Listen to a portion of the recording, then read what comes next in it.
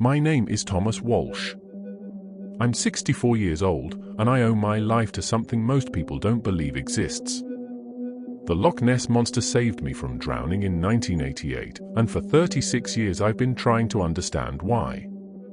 I was 28 years old that September, working as a freelance photographer for outdoor magazines. I'd come to Loch Ness to shoot a series on Scottish landscapes. Nothing to do with monster hunting. Just mountains, water, dramatic skies. Standard travel photography work. The weather had been perfect all week. Clear skies, calm water, beautiful light. But on September 23rd, everything changed. A storm rolled in from the North Sea. Fast. Violent. The kind of weather that turns the highlands deadly in minutes. I was out on the water when it hit. I'd rented a small motorboat from a local operator in Fort Augustus.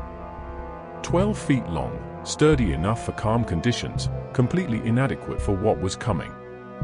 I'd gone out early that morning to catch the sunrise. Planned to be back by noon. The forecast had mentioned possible afternoon showers. Nothing about a storm. The wind came first. Out of nowhere. One moment the water was calm, the next it was churning with 3-foot waves that hit the boat broadside. I tried to start the motor. It coughed, sputtered, died. Tried again. Nothing. The engine had flooded or failed or something.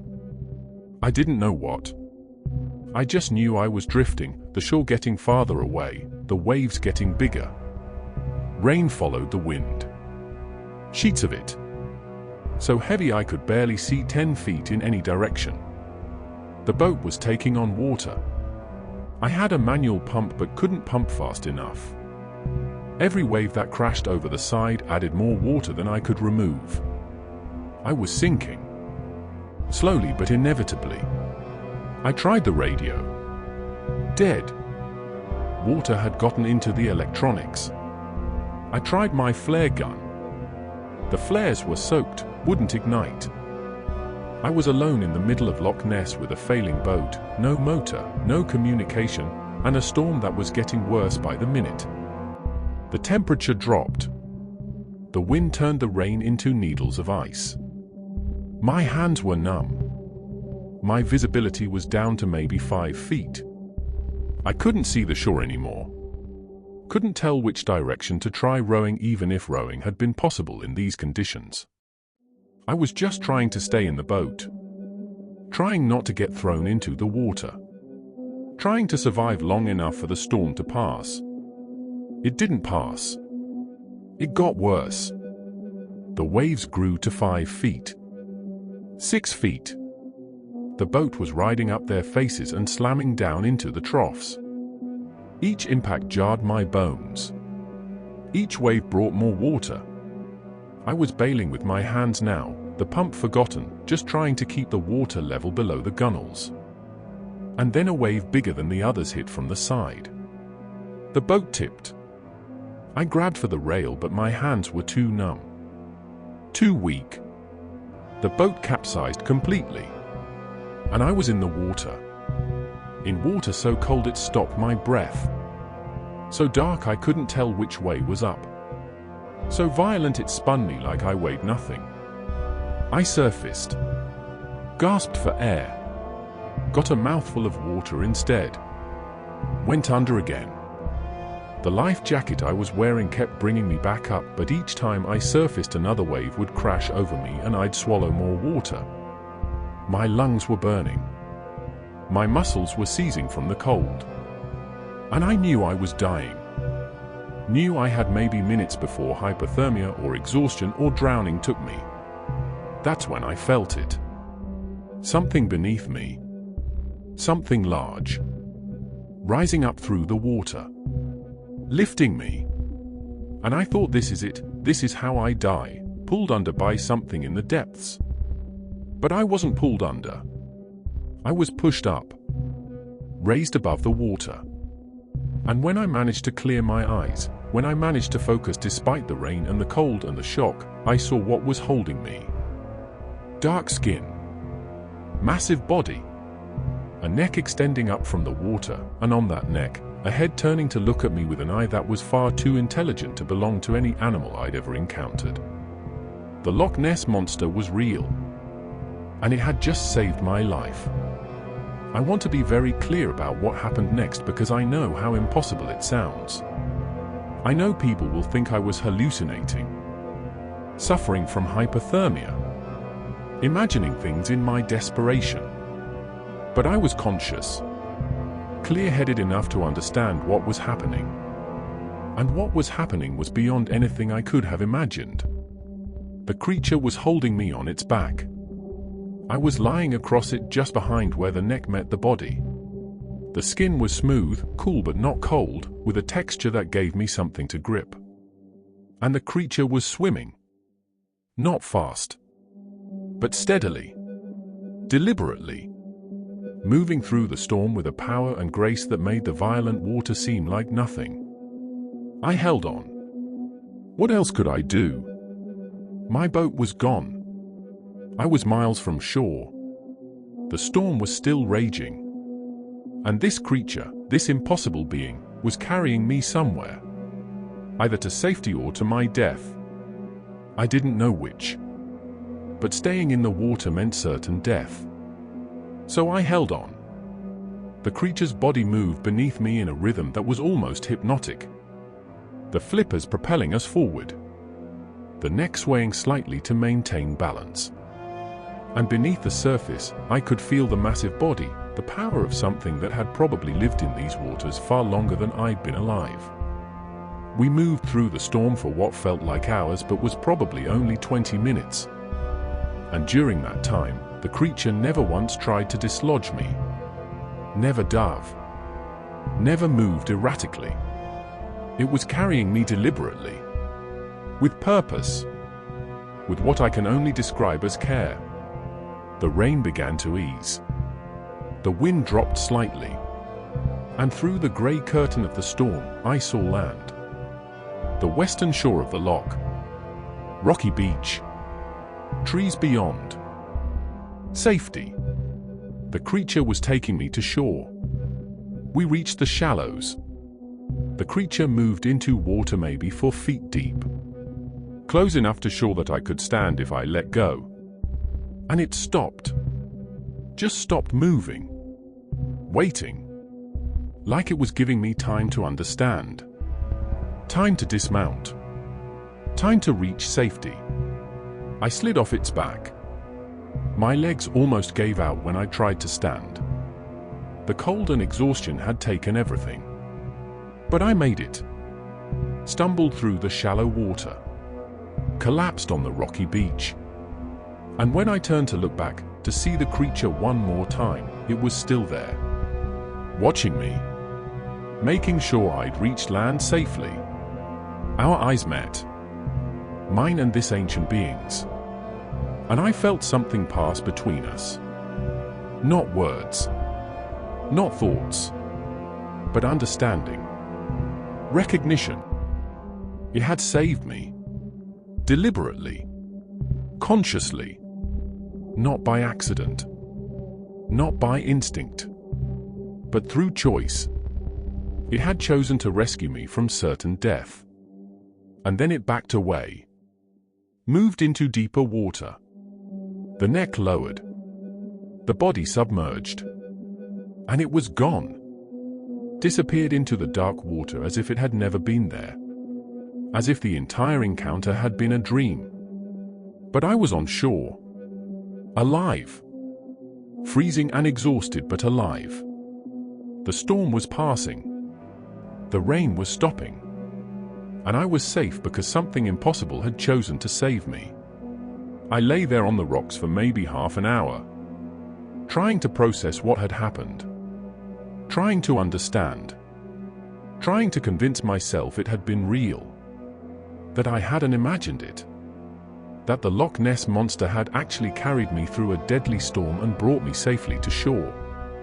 Eventually, I found the strength to move. I walked along the shore until I found a road. Flagged down a passing car. The driver took one look at me, soaking wet, shivering, barely coherent, and drove me straight to the hospital in Inverness. They treated me for hypothermia, kept me overnight for observation, asked what had happened. I told them about the storm, the capsized boat, being thrown into the water. But I didn't tell them about the creature. Didn't mention being rescued by something that shouldn't exist. Because I knew they wouldn't believe me. Knew they'd think the hypothermia had caused hallucinations. But I knew what I'd experienced. Knew it was real. And I knew I needed to understand why. Why had the creature saved me? What did it want? What did it mean? Those questions have haunted me for 36 years. And I'm finally ready to share my story. To tell the world that the Loch Ness Monster isn't a killer. Isn't a threat. It's something else entirely. Something that chose to save a stranger's life for reasons I'm still trying to understand. Before I explain what I've learned since that day, before I reveal what I discovered about the creature and why it acts the way it does, I need you to do something. Subscribe to this channel. Share this video. Because the truth about Loch Ness isn't what people think. It's not about proving a monster exists. It's about understanding that some beings are far more compassionate than we give them credit for. The creature saved my life. And I've spent 36 years trying to understand why. Now I'm going to share what I've learned. After I recovered from the hypothermia, after I'd been released from the hospital and returned to my flat in Edinburgh, I couldn't let it go. Couldn't stop thinking about what had happened. About the creature. About why it had saved me. I started researching. Not looking for proof the monster existed. I already had that proof. Personal, undeniable proof. But looking for other accounts. Other stories. Other people who might have encountered the creature in ways that suggested it was more than just an animal hiding in the depths. What I found surprised me. There were dozens of accounts, going back over 100 years, of strange incidents at Loch Ness. But not attacks. Not people being harmed. The opposite. People being helped. Being guided. Being saved. In 1934, a fisherman's boat had capsized in a storm. He claimed something large had pushed him toward shore. Kept him afloat until he could reach land. He told the story to local papers. They printed it as a curiosity. A tall tale. But reading it 80 years later, knowing what I knew, I recognized the truth in his account. In 1952, a woman swimming across the loch for charity had gotten caught in unexpected currents. She'd been pulled toward deeper water, exhausted, unable to make it back. And she claimed something had come up beneath her. Something that had guided her back to shallower water. Something that had saved her life. The papers had dismissed it. Called it a publicity stunt. But I believed her.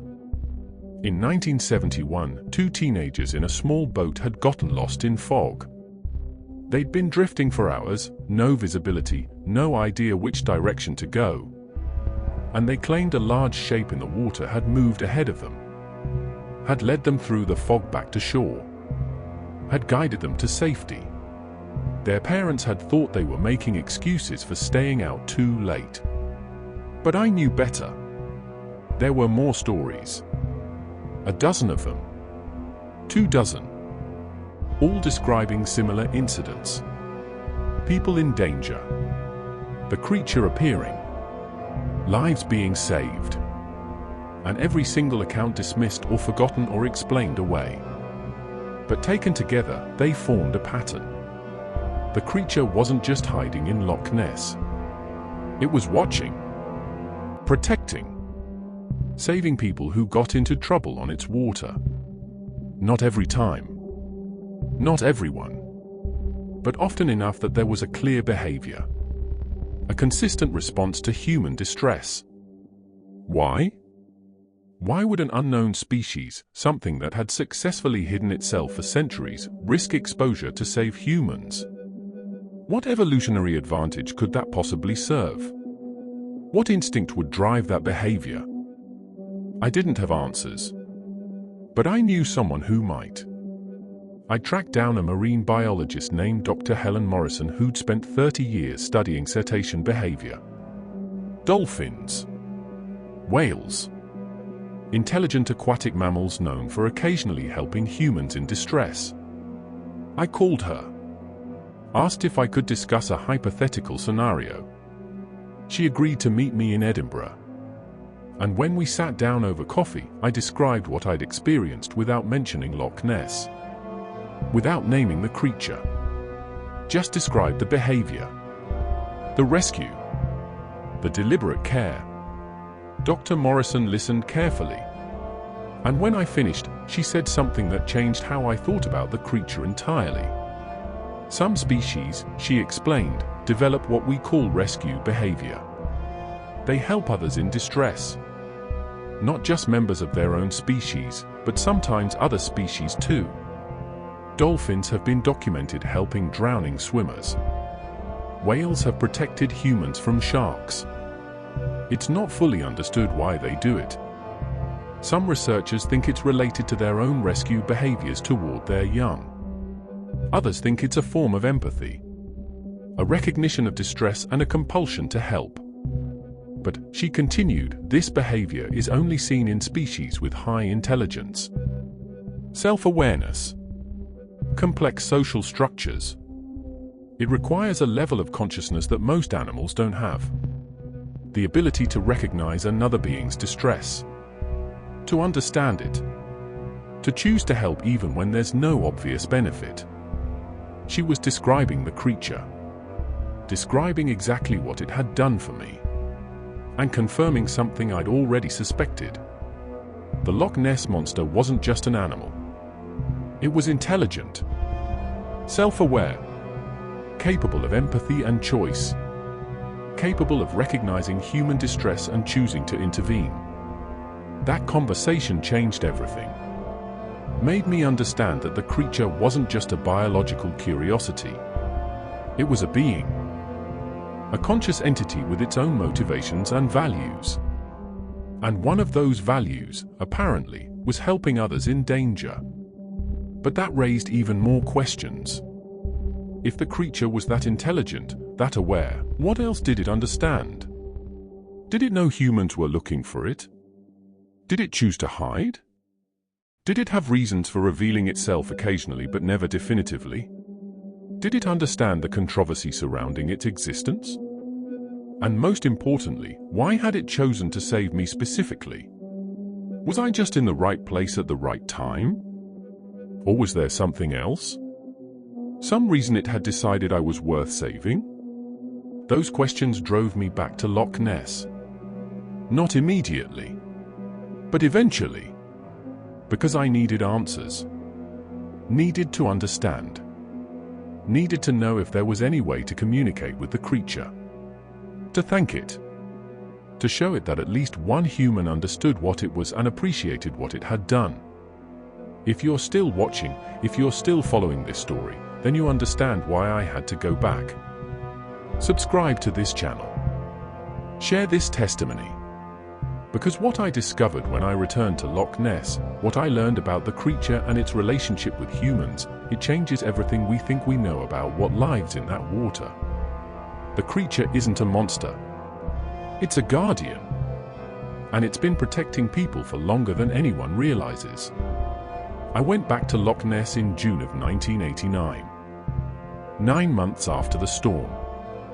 9 months of thinking about the creature constantly. 9 months of wondering if I'd ever see it again. 9 months of needing to understand why it had saved me. I rented a cottage near Drumnadroshit for 2 weeks. Told my editors I was working on a follow-up piece about Scottish landscapes. But that was a lie. I was there for one reason. To find the creature again. To see if there was any way to communicate with it. To express gratitude to something that had given me my life back. The first week was frustrating. I spent hours every day by the water, watching, waiting, looking for any sign. But the loch remained still. Empty. Just dark water and distant shores, and nothing to suggest anything extraordinary lived beneath the surface. I began to think it had been a one-time thing, that the creature had saved me by chance and had no particular connection to me, that I was wasting my time looking for something that had no reason to reveal itself again. But on the 8th day, something changed. I was sitting on a rocky outcrop at dawn, drinking coffee, watching the sunrise paint the water gold and pink. And I felt something. Not physical, not visible, but a presence. A sense that I was being watched, being evaluated. I stood up, walked to the water's edge, and I spoke, out loud, to the empty water, feeling foolish but needing to try. "I'm here," I said. "I don't know if you can understand me. I don't know if you remember. But you saved my life 9 months ago. You carried me through a storm that should have killed me. And I came back to thank you. To let you know I understand what you did. To tell you I'm grateful." Nothing happened. The water remained still. I felt even more foolish, talking to an empty loch like it was a person who could understand English. But I couldn't leave without trying. So I continued. "I know you're intelligent," I said. "I know you chose to help me. I've researched. I found other accounts. Other people you've saved over the years. You're not just hiding. You're watching over this place, protecting people who get into trouble. And I wanted you to know that at least one person understands. At least one person appreciates what you are, what you do." I waited. Still nothing. The water was calm, empty, and I felt my hope fading. Felt the understanding that I'd probably never see the creature again. That the encounter during the storm had been a singular event. A moment of connection that couldn't be repeated. I turned to walk back to shore. And that's when I heard it. A sound. Low. Resonant. Coming from the water behind me. I spun around. And there it was. 20 yards from shore. Surfacing slowly. Deliberately. The long neck rising from the water. The head turning toward me. Those intelligent eyes looking directly at me. It had come. It had heard me. Or sensed me. Or somehow understood I was there looking for it. And it had chosen to reveal itself. To acknowledge the connection we'd made during the storm. To show me I was right. It was aware. It understood. And it remembered. We stayed like that for maybe 5 minutes. Me on the shore. The creature in the water. Just looking at each other. And I felt something I can't adequately describe. Recognition. Acceptance. A sense of being seen not just physically but in some deeper way. Like the creature understood who I was. What I'd come back for. Why I was there. And then it did something that confirmed everything I'd suspected about its intelligence. It made a sound. Not the low resonant call I'd heard before. But a different sound. Higher. More complex. Almost like language. Like it was trying to communicate. Trying to tell me something. I couldn't understand the sound. Didn't know what it meant. But the intention was clear. The creature was responding to me. Acknowledging my presence. Communicating in the only way it could. I raised my hand. A simple gesture. "Thank you." The creature watched. And then it lowered its head slightly. Almost like a nod. Almost like it understood the gesture and was accepting it. And then it descended. Slowly. Gracefully. And was gone. But that brief encounter changed everything. Confirmed that the rescue hadn't been random. The creature had remembered me. Had chosen to respond when I came back. Had shown me that there was indeed a connection between us. Something that went beyond simple rescue behavior. Something more personal. More deliberate. And I realized something profound. The creature wasn't just protecting people at random. It was choosing. Selecting certain individuals. Forming connections. And for reasons I didn't yet understand, it had chosen me. After that second encounter, I became obsessed with understanding the pattern. I returned to my research with renewed focus. Not just looking for rescue accounts, but looking for follow-up stories. People who'd been saved and then returned. People who'd formed connections with the creature like I apparently had. What I found was fascinating. Many of the people who'd reported being saved by something in Loch Ness had returned multiple times afterward. The fisherman from 1934 had spent the rest of his life working on the loch. The woman from 1952 had moved to Fort Augustus and lived there until she died. The teenagers from 1971 had both become regular visitors, coming back year after year. They'd all been called back. Just like me. Something about the encounter had created a bond. A connection that drew them to return. That made them feel tied to the loch and to whatever lived in it. I started reaching out to people. Tracking down survivors or their families. Asking careful questions about what had happened after the rescue. And a pattern emerged. Everyone who'd been saved by the creature reported the same thing. A sense of being watched over. A feeling that they were connected to something at Loch Ness. A compulsion to return and maintain that connection. One man I spoke with, now in his 70s, had been rescued as a child in 1948. He'd fallen off a dock and been pulled under by the current. Something had pushed him back to the surface. Kept him afloat until adults could reach him.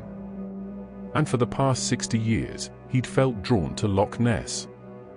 Visited multiple times a year. Spent hours by the water. And occasionally, he said, he'd see it. The creature. Surfacing briefly. Acknowledging him. Reminding him of the bond they shared.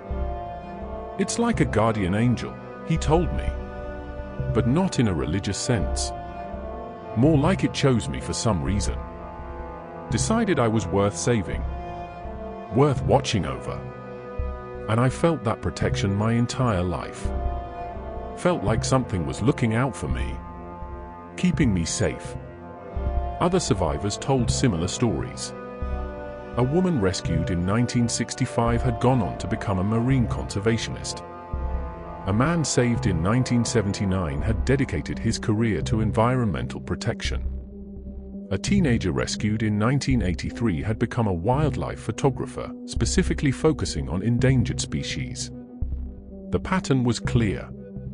The creature didn't just save people randomly. It chose individuals who would go on to do something meaningful. Something that aligned with protection, conservation, respect for life and nature. Like it could see potential. Could recognize people who would make the world better. And it intervened to ensure they survived. I fit that pattern. After being rescued, I'd shifted my photography focus. Stopped doing purely commercial work. Started documenting environmental issues. Highlighting conservation needs. Using my skills to raise awareness about endangered ecosystems. I hadn't consciously decided to do this. It had happened naturally. Like the rescue had changed something in me. Given me a purpose I hadn't had before. And talking to other survivors, I realized they'd all experienced the same shift. The rescue hadn't just saved their lives. It had changed them. Given them direction. Purpose. Like the creature could see something in them. Some potential they hadn't recognized in themselves. And by saving them, it had set them on paths they might not have found otherwise. That's when I understood what the creature really was. Not just an unknown species hiding in a Scottish loch, but something far more significant. A being with the ability to recognize potential in humans. To identify people who could make a positive difference. And to intervene in their lives at crucial moments. To save them. Guide them. Help them become what they were capable of becoming. The Loch Ness Monster wasn't a monster at all. It was a guardian. A protector. A being that had taken on the role of watching over certain humans and ensuring they survived to fulfill their potential. And I'd been chosen. Selected by something ancient and intelligent for reasons I still didn't fully understand, but that I was determined to honor. After discovering the pattern, after understanding that I was part of a larger group of people chosen by the creature, I knew I needed to find others. Not just research their stories, but meet them. Talk to them. Understand what they'd experienced and how it had changed them. I started with the man who'd been rescued as a child in 1948. His name was Douglas MacLeod. He lived in Inverness, about 30 miles from the loch. I called him, explained who I was, told him about my own rescue. And he agreed to meet me immediately. Like he'd been waiting for this connection. Like he knew we needed to talk. We met at a cafe in Inverness on a grey afternoon in November 1989. Douglas was 71 years old. Retired fisherman. Lived alone. But his eyes lit up when he saw me. Like he recognized a kindred spirit. Someone who understood something most people couldn't understand. I felt alone with this for 60 years, he said. Everyone I told either didn't believe me or thought I'd imagined it. My own family thought it was a story I'd made up to explain falling in the water. But it was real.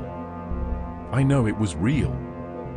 And you're the first person I've met who understands that. We spent for hours talking. Comparing experiences. Discussing the creature. Sharing the ways our lives had changed after the rescue. And Douglas told me something I hadn't expected. There are more of us, he said. Not just people who've been rescued, but people who've formed connections with the creature over the years. People who return regularly. Who watch the water. Who feel called to protect the loch and what lives in it. We're like a community. Scattered. Disconnected. But all bound by the same experience. The same understanding. He gave me names. Addresses. People I could contact. And over the next year, I reached out to all of them. Met as many as I could. And slowly, I discovered something remarkable. There was indeed a community. 23 people I was able to identify. All rescued by the creature at different times. All changed by the experience. All feeling drawn to return to Loch Ness regularly. All protective of the creature and its secret. We started meeting. First in small groups.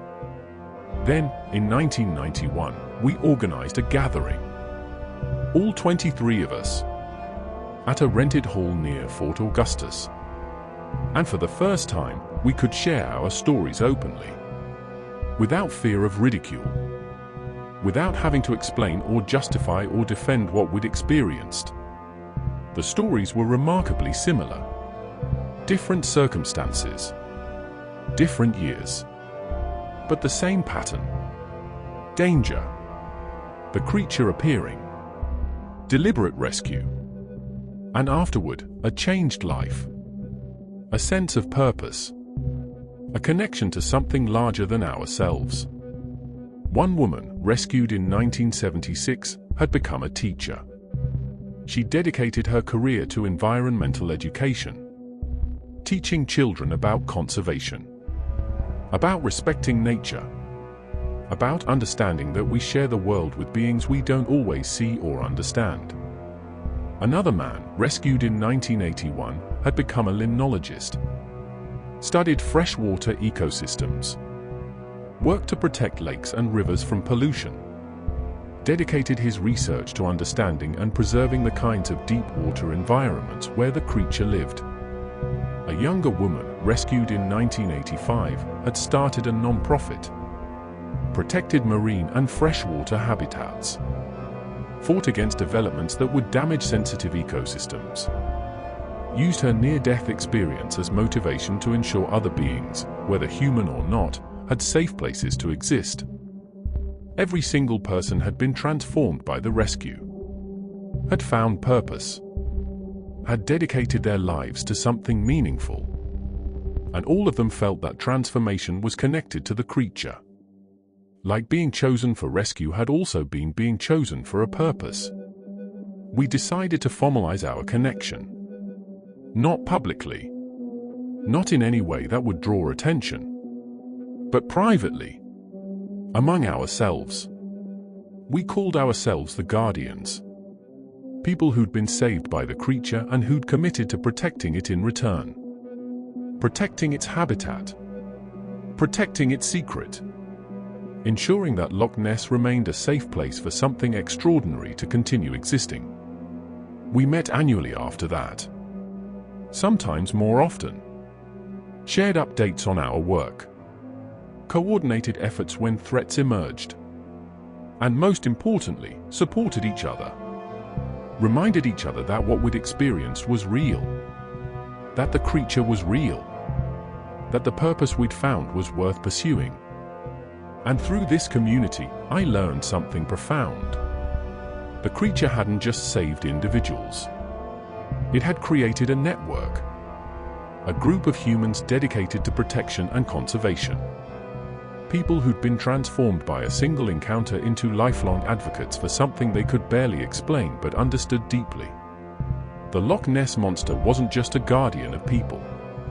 It was a catalyst, a force that created guardians, that took humans at vulnerable moments and turned them into protectors, not just of the loch, but of the values the creature embodied: compassion, protection, respect for life in all its forms. In 1995, 7 years after my rescue, something happened that changed my understanding of the creature completely. The Guardians had organized our annual meeting at a cottage near Drumnadroshit. 21 of us that year. 2 had passed away. But the core group remained strong, committed to our purpose. On the second evening of the gathering, we held a vigil. Something we did every year. We'd go to the shore at dusk, sit together in silence, watch the water. It was part meditation, part remembrance, part gratitude. A way of acknowledging the being that had brought us all together. That evening was calm. Clear sky. Still water. Perfect conditions. We sat on the shore, forming a semicircle facing the loch. 21 people united by impossible experiences. 21 lives saved by something most people didn't believe existed.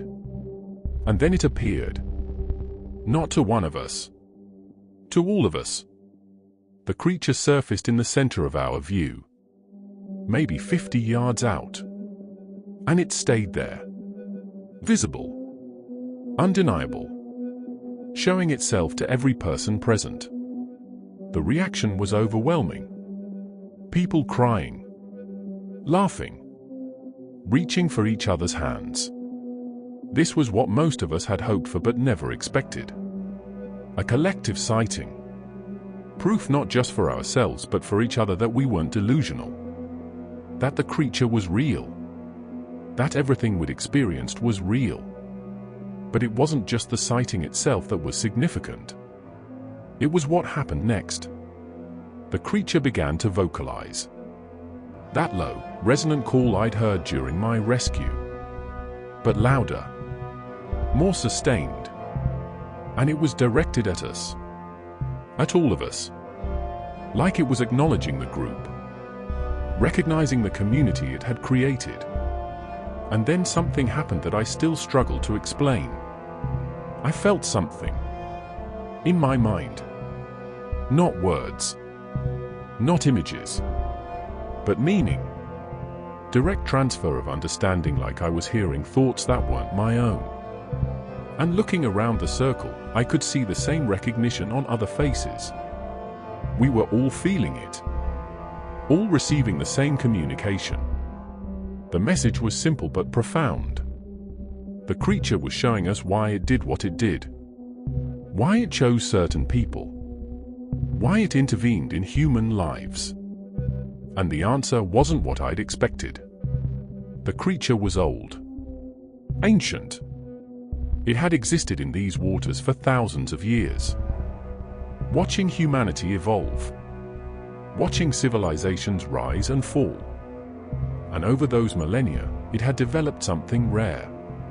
Something precious. A deep understanding of the value of life. All life.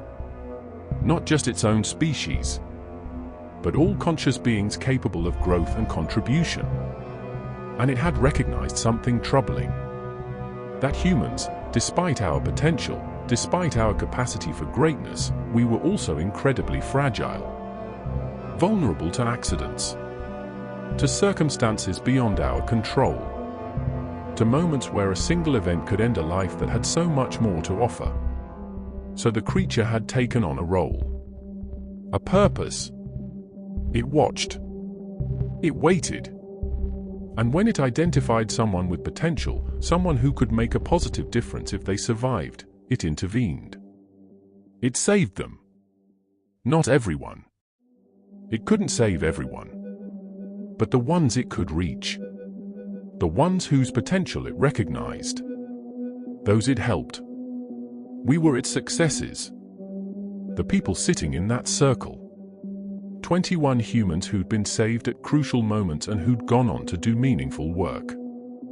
Who'd dedicated our lives to protection, conservation, education, advocacy. Who'd become forces for good in a world that desperately needed more of those forces. The creature had seen that potential in us. Had chosen to intervene. Had saved us so we could fulfill the purposes it somehow recognized we were capable of fulfilling. And in doing so, it had created something even more valuable. A network. A community. People connected by shared experience and shared purpose who could amplify each other's efforts. The communication lasted maybe 2 minutes. And when it faded, when the creature descended and disappeared, we all sat in stunned silence. Processing what we'd been shown. Understanding what we'd been given. Not just our lives, but purpose, direction, connection to something larger than ourselves. Someone broke the silence. Margaret, rescued in 1962. She said what we were all thinking. We're not just survivors. We're students. It's been teaching us, showing us how to live, what to value, what to protect. And by saving us, it's ensured those lessons spread. That more people learn what it knows. That its wisdom doesn't die when it eventually dies. She was right. The creature wasn't just a guardian. It was a teacher. And we were its living legacy. Proof that intelligence and compassion could reach across species boundaries. That one being, watching patiently over centuries, could change the world by saving the right people at the right times. That night changed everything for the Guardians. We'd always known our connection was special. But now we understood its depth, its significance. We weren't just grateful survivors. We were chosen students, bearers of wisdom given to us by something that had watched over this world far longer than we could comprehend. And we committed ourselves more deeply to the work, to honoring what we'd been given, to ensuring that the creature's efforts weren't wasted, that the lives it had saved would matter, would make a difference, would justify the faith it had shown in us. If you're still watching, if you're understanding what I'm describing, then maybe you're meant to hear this. Subscribe to this channel. Share this testimony. Because the Loch Ness Monster isn't what people think. It's not a mystery to be solved or a creature to be proven. It's a teacher, a guardian, a being that's been protecting and educating select humans for longer than we can know. And its lessons, its wisdom, its understanding of what really matters, those are things our world desperately needs right now. Not everyone appreciated what the creature represented. Not everyone wanted it protected. And as the years passed, as tourism increased, as technology improved, the threats to the creature and its habitat grew more serious. In 1998, a development company proposed building a luxury resort on the shore near Urquhart Bay. Right where the creature was most often seen. Right in the heart of its territory. The resort would bring hundreds of people. Boats. Jet skis. Underwater tours. Constant disturbance of the water and the ecosystem. The Guardians mobilized. We had resources by then. Connections. Expertise. We fought the development through every legal channel available. Environmental impact assessments. Protected habitat designations. Historical preservation arguments. We used every tool we had. And we won. The development was blocked. The shore remained undeveloped. The creature's territory stayed protected. But the fight had been expensive. Exhausting. And it made us realize something important. We needed to be more proactive.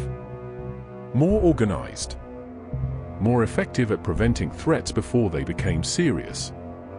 We formalized our organization. Created a proper non-profit. The Loch Ness Conservation Trust. Ostensibly dedicated to protecting the natural ecosystem. But really dedicated to protecting the creature and ensuring its survival. We raised funds. Hired staff. Developed relationships with government agencies and environmental organizations. And we worked tirelessly to keep the loch as pristine as possible, to fight pollution, to limit tourism impact, to ensure that whatever lived in those depths could continue living there in peace. But the threats kept coming. A documentary crew in 2003 wanted to deploy autonomous underwater drones. Vehicles that could search the entire loch bed, that could find and film whatever was down there. We had to work with local authorities to deny them filming permits. Had to manufacture bureaucratic obstacles until they gave up and went elsewhere. A tech billionaire in 2007 offered millions of pounds to fund a comprehensive survey. Military-grade sonar. Satellite imaging. DNA sampling from the water. I'm 64 years old now. 36 years after the creature saved my life. And last month, I had what I believe will be my final encounter with it. I've been going to Loch Ness every year since 1988. Sometimes multiple times. I've seen the creature maybe a dozen times over those years. Brief surfacings. Acknowledgements. Reminders that the connection still existed. That I was still being watched over. But this encounter was different. I felt called. Pulled. Like I needed to be at the loch on a specific date. October 15th, 2024. I didn't know why. Just knew I had to be there. I went alone. Drove up from Edinburgh. Arrived at dusk. Went to the same spot where the creature had brought me ashore 36 years ago. And I waited. It came at midnight. Surfaced close to shore. Closer than I'd ever seen it come. And it stayed. For over an hour. Just floating there. Watching me. And I felt the communication again. That direct transfer of meaning I'd experienced once before during the Guardians gathering. The creature was showing me something. The future. Not specifically, but generally. It was showing me that its time in Loch Ness was ending. Not immediately, but soon. The water was changing. Pollution. Temperature shifts. Chemical changes that made it harder for the creature to maintain its presence there. The loch wasn't dying, but it was becoming less hospitable to something that needed very specific conditions. The creature would have to leave. Find deeper water, colder water, more remote locations where it could continue existing. It had survived for thousands of years by adapting, by moving when necessary, and it would adapt again. But its time watching over Loch Ness was coming to an end, and it wanted me to know, wanted the Guardians to know, so we could prepare, so we could understand, so we could shift our focus from protecting the creature's presence in Loch Ness to protecting the conditions it needed elsewhere. I felt sadness, profound sadness. This being had been part of my life for 36 years, had given me purpose, had changed me in ways I was still discovering, and now it was preparing to leave, to move on, to continue its existence somewhere else. But I also felt gratitude. Gratitude that it had chosen to tell me, to prepare me, to give me time to adjust to a future where Loch Ness would just be a lake, where the mystery would become history, where the legend would transition into memory. The creature showed me something else. It showed me that leaving Loch Ness didn't mean abandoning its purpose. It would continue watching, continue identifying people with potential, continue intervening when it could, just in different waters, different places, continuing the work it had been doing for millennia. And it showed me that the Guardians' work wasn't ending either. We'd just be shifting focus, protecting other deep waters, other remote locations, ensuring that wherever the creature went, it would find safe habitat, clean water, freedom from disturbance. Our purpose was expanding, not ending. And the creature was trusting us to adapt, to evolve, to continue the work even as circumstances changed. Before it descended, before it left me standing alone on that shore, it gave me one final gift. It let me touch it. I waded into the shallow water, reached out, and placed my hand on its neck. Felt the smooth, cool skin, the life beneath, the ancient consciousness that had existed long before me and would exist long after. And I said goodbye. Thank you for saving me. Thank you for teaching me. Thank you for giving me purpose. I'll honor what you've given me. I'll protect what you've protected. I'll ensure your work continues. The creature made that low, resonant sound one last time, and then it descended, and I watched the water settle, watched the ripples fade, and knew I'd never see it again. But that was okay, because what it had given me didn't depend on its presence. The lessons, the purpose, the understanding, those would stay with me, would guide me, would continue shaping my life and my work for whatever time I have left. I'm recording this testimony for several reasons. To document what happened to me, to share what I've learned, to honor the creature that saved my life and taught me so much. But most importantly, to invite others to continue the work. The Loch Ness Monster isn't a killer, isn't a threat, isn't something to be feared or captured or proven. It's a guardian, a teacher, a being that's been watching over certain humans and guiding them toward meaningful lives for longer than we can know. I was one of those humans. Chosen, rescued, transformed. And I've spent 36 years trying to live up to that gift. trying to justify the faith the creature showed in me, trying to honor its purpose by making my life matter. The Guardians, all of us, we've done our best. We've protected the creature, fought threats, preserved its habitat, created conditions where it could continue its work. But we're aging. Some of us are gone. Others won't be here much longer. And we need others to take up the work. That's why I'm sharing this publicly. Not to prove the monster exists. Proof doesn't matter. Belief doesn't matter. What matters is understanding. Understanding that some beings deserve protection. That some mysteries deserve preservation. That some wisdom deserves honoring. The creature is leaving Loch Ness. But its work continues. And humans need to be part of that work. Need to protect the deep waters. The remote places.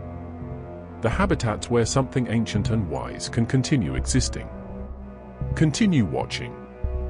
Continue intervening when the right people need help at the right times.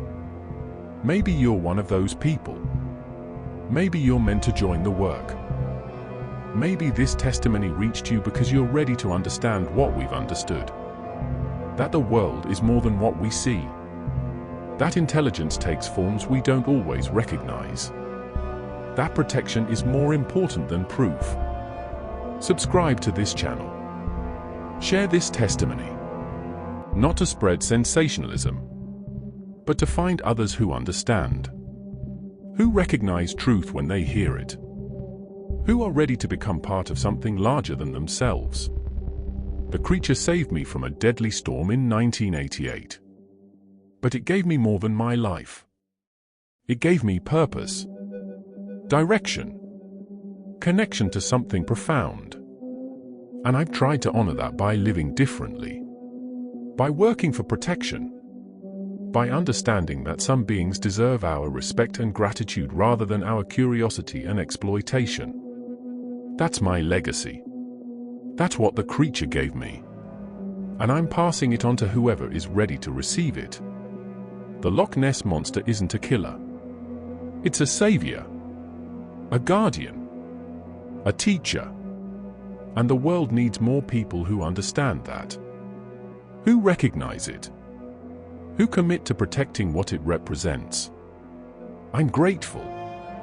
For the rescue. For the lessons.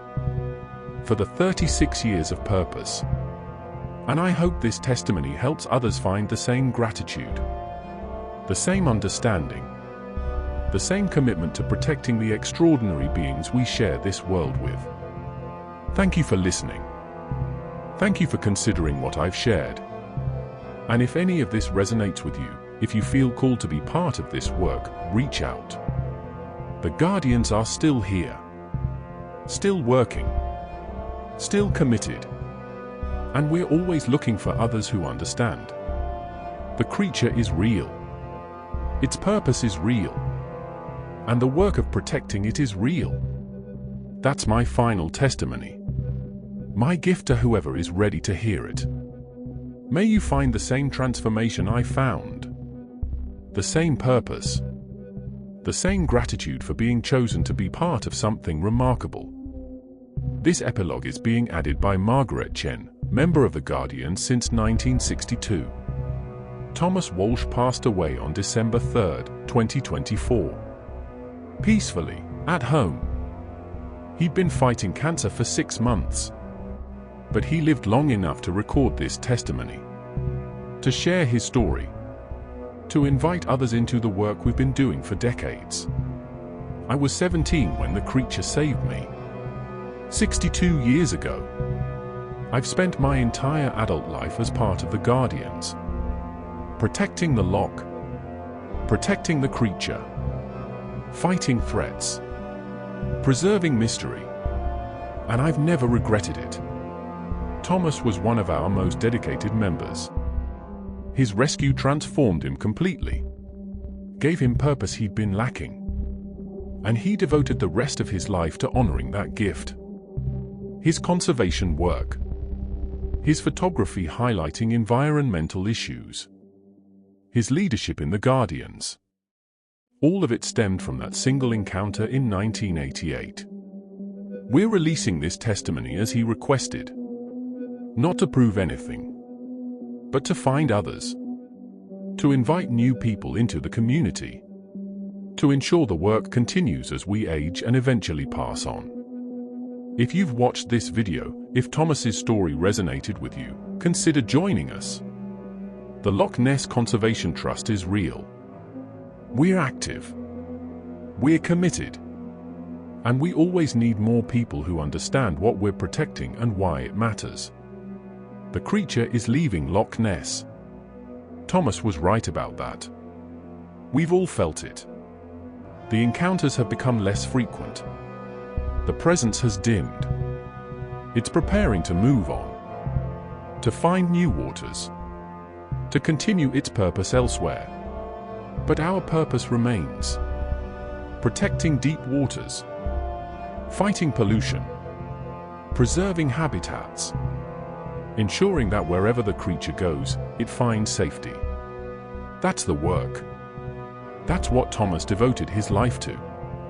That's what all the Guardians have committed to. We're not a secret society. We're not mysterious. We're just people who've been touched by something extraordinary and who've chosen to honor that experience through action, through protection, through dedication to ensuring that beings like the creature can continue existing. If that calls to you, if you want to be part of it, we're here. The work continues. Thomas's legacy continues. And the creature, wherever it is now, continues watching, continues choosing, continues saving people who have the potential to make the world better. Rest in peace, Thomas. Your testimony will reach the right people. Your work will continue. And your gratitude, your understanding, your commitment to protection, those will inspire others just as you inspired all of us. The Loch Ness Monster isn't a killer. It's a guardian. And so are we. That's Thomas Walsh's legacy. That's what he wanted the world to know. And that's what we'll continue demonstrating through our work for as long as we're able. Thank you, Thomas, for everything. Your life mattered. Your purpose was fulfilled. And your story will help ensure the creature's work continues long after all of us are gone.